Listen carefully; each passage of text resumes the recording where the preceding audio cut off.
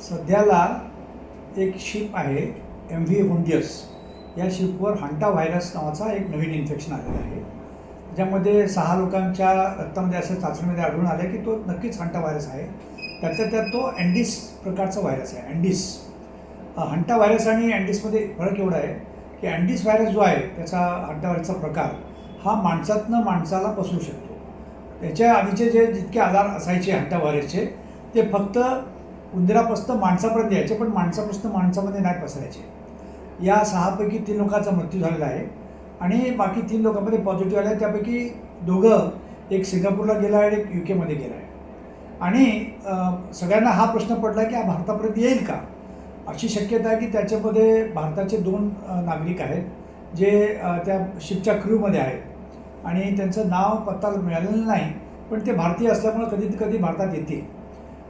या व्हायरसचा गुणधर्म असा आहे की हा व्हायरस जवळजवळ 4 ते 8 आठवडे त्या इन्फेक्टेड व्यक्तीमध्ये राहू शकतो.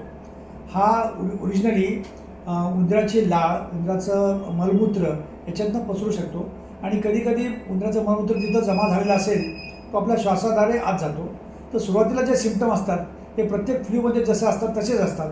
ताप आहे, खोकला आहे, डोकेदुखी आहे, सर्दी खोकला आहे, दम लागणं आहे आणि त्यानंतर श्वासोच्छ्वास बंद होण्याची शक्यता असते. आणि त्यामुळं हा एक फार मोठा घातक आजार असतो. जवळजवळ 100 पैकी 40 लोकांचे मृत्यू होते. तर या अँडीसमध्ये जो होतो सध्या हा रेस्पिरेटरी इन्फेक्शन म्हणजे फुफ्फुसामध्ये करणारा इन्फेक्शन आहे. दुसरा एक प्रकार जो असा आहे की जो किडनीमध्ये आणि ब्लडमध्ये इन्फेक्शन करतो आणि ब्लड बाहेर येतं म्हणजे रक्तस्राव होऊन आणि किडनी पण फेल होऊ शकते. पण त्यामध्ये रिकव्हरीची शक्यता जास्त असते. आता सध्या भारतातल्या लोकांना घाबरायची गरज नाही आहे, कारण आपल्याला भारतामध्ये तो आलेला नाही आहे. मात्र या आजारावर प्रभावी लस नाही आहे आणि उपचारही नाही आहे.